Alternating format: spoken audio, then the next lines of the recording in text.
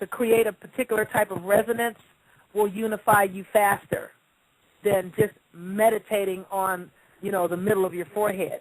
If, however, you're an individual that you learn visually, it's like, man, I don't want to hear nothing you got to say. Just show it. Give it to me in writing. Show me.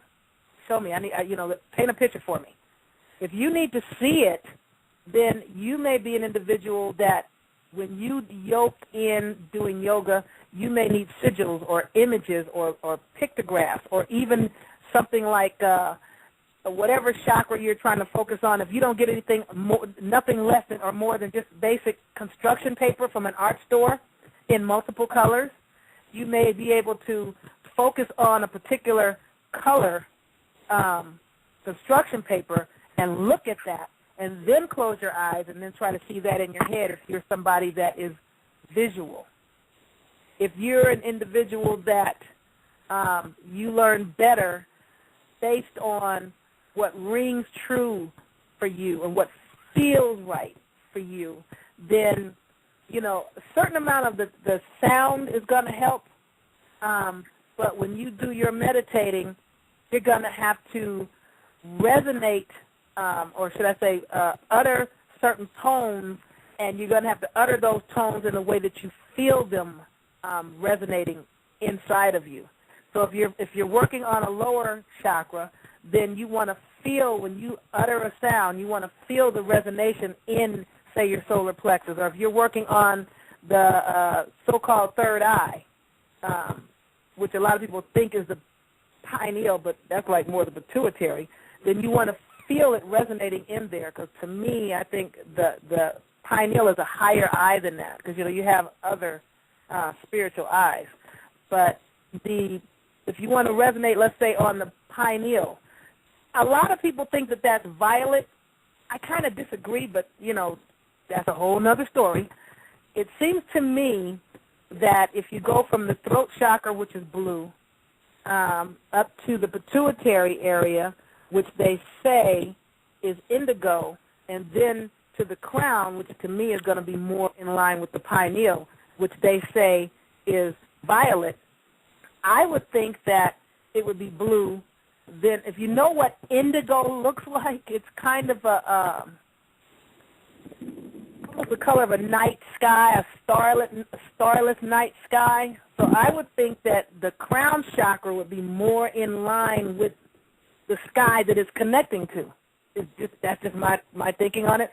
But if you're trying to resonate on either the pituitary or pineal, if you're someone that learns based on what feels right, then for you, you can do a sound, and when you resonate that sound, you need to feel it vibrating inside the center of your skull, almost like if you took a plus sign, an arithmetic plus sign for adding, and you were to put it right in the middle of your head. The straight axis would be like dividing your head in half, but coming from the center of the top of your head, and the crossing axis would probably be somewhere between the eyebrows. Then dead the center of there, you need to kind of feel it resonating there if you're someone that's kinesthetic. So just doing yoga alone is not good enough. You have to know if you are visual, and if you are visual, you need to use visual aids. Not because you can't do it without the aids, but the aids, if you're just getting into this, the science is not the tool. The science is not the aid. You are the science, but the tool helps you get there faster. So somebody visual needs something visual to look at, a picture of particular chakra, or a picture of color of said chakra, or whatever it is that you're attempting to do. If you're trying to unify with some ancestor, maybe a picture of said ancestor. If you're auditory, then you need to hear certain sounds going on, ocean waves, birds chirping. I don't really like om, but a lot of people go for the om. I think it's more accurate to probably, I don't know how many people have had parents that will go, yeah, My dad does that a lot. But I think it would probably be more accurate to do a as opposed to om. I think it should be something more like that. You need to do sounds if you're auditory. Have a visual aid if you are visual. And you need to feel certain things happening in your body. You know, you need to feel a certain warmth in a place or a certain coolness in the place if you're kinesthetic.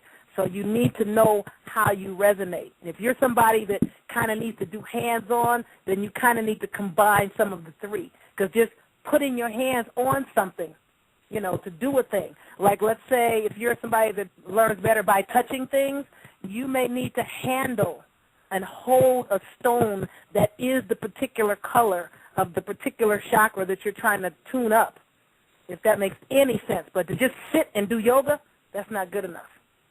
You need to do yoga in a way that vibrates with you at a frequency that will help you resonate upward so you can grow. So, like my daughter, she hums a lot and it gets on my nerves. Is that the same thing like when somebody's humming? Like, like that? I don't know, because I don't know if she's humming because she's an auditory individual. You know, if she's the type of individual that you can show her stuff all day, but she doesn't get it until you say it. It's like, okay, I get it. I heard you. I heard you the first time. I heard it. Then I can't say, you know, because I haven't really talked to her. I probably should, because she's pretty much ready to go. I think you need to figure out how she learns best. And you can kind of tell for people that are not sure, because some people are probably like, well, what in the hell is she talking about? Auditory kinesthetic. What is that? If you're the type of person that, you know, if you're a person that every time you say something, it's like, man, I ain't even feeling that fool. You know, it's something about that dude. I don't know what it is. He just it don't feel right. He don't feel right. I don't like him. He ain't resonating with me.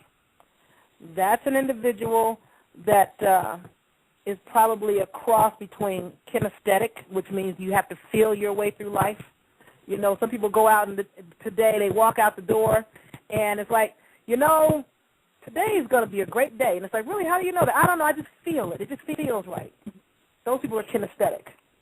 Somebody, on the other hand, that you could be talking to them, or they could be sitting up watching a speaker or a lecture or whatever, and it's like, I don't know, everything sounds good, but she just looked like she's lying to me. You're probably visual. The person isn't dressed right, or the colors they're wearing are abrasive to you, or, you know, their nails aren't done. Whatever it is, you need to see something. Maybe their eyes are shifting too much for you because you're visual and you're taking everything in based on what you see. And you don't care what somebody's saying, they don't look right. It just, I don't know, somebody, they look shady. Those people are visual. So, you know, you have to function from a visual place. And somebody that's auditory is like, oh, man, did you hear that? Check out what that fool is saying. People that are always talking about what something sounded like or what somebody said or what somebody heard. You know, you could take a visual person, an auditory person, and a kinesthetic person and stand them on a corner. And when an accident takes place, all three of them are standing there, and they're all going to give it to you differently because they're coming from a different modality of communication. Somebody that is visual is going to go, oh, man, oh, my God, that car is jacked up. And somebody's going to go, oh, I know somebody got hurt. Did you hear that? Oh, my God, did you hear that? I know somebody's hurt. You know what I'm saying? So it just depends on how you learn. And most people never knew that they learned a particular way. That's why so many people don't do well in school. You know, because the teacher's not trying to reach everybody. Some people, you standing up in front of the board ain't telling them nothing. You can stand there all day long, and they don't get a dang thing you said until you put a pencil in their hand and give them a piece of paper and let them try it. They have to write it for themselves because they're hands-on and or kinesthetic. People that are hands-on are kind of a cross between kinesthetic and need to do it themselves. Otherwise, you just standing there. And you're talking over their heads because they're not auditory and they can't hear what you're saying. It's like, well, when can we start? Can we do it now? Can I do it now? Can we start? Can we start? Because they need to do it. Otherwise, they're not going to get it.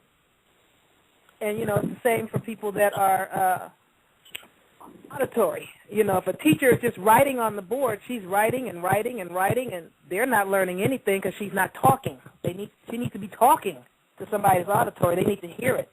Looking at her is not helping them one bit. That only helps people that are visual. And I hope I didn't confuse everybody any even further. No, that helped me a lot. Okay, we have another caller, 718-496. This is 496. 718-496, join the air. Are you there?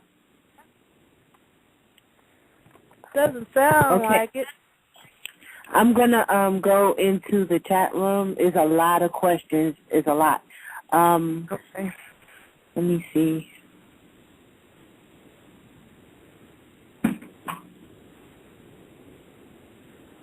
I thought we'd have more questions. No, it's a lot of questions. I have to scroll up. Somebody asked, okay. Women more spiritual during their menstrual? Huh? What? What? Are women more spiritual during their menstrual? I think that depends on the woman.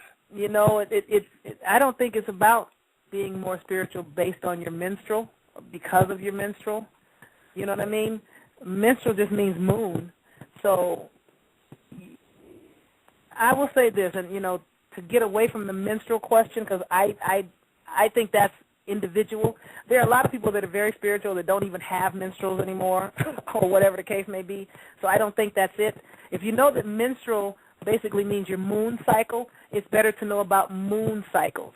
When a moon is in the process of growing, which some people call waxing. You start out with like no moon, and then it becomes a little fragment of a crescent moon, and then it grows further into a half a moon, and then you look up and it's like, whoa, we have a full moon.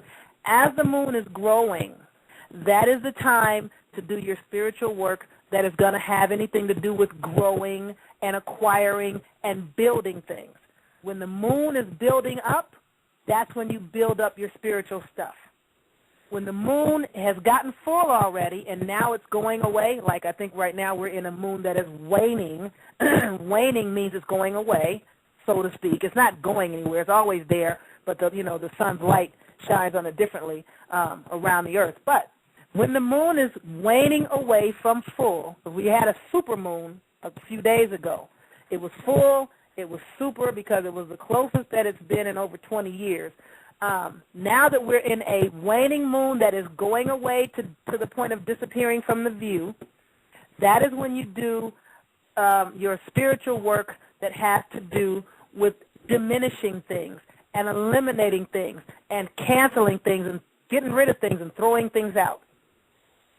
Old clothes, old lovers, old jobs. If you want to get rid of stuff, you do it when the moon is going away. That's when you push things away from you, when the moon is going away.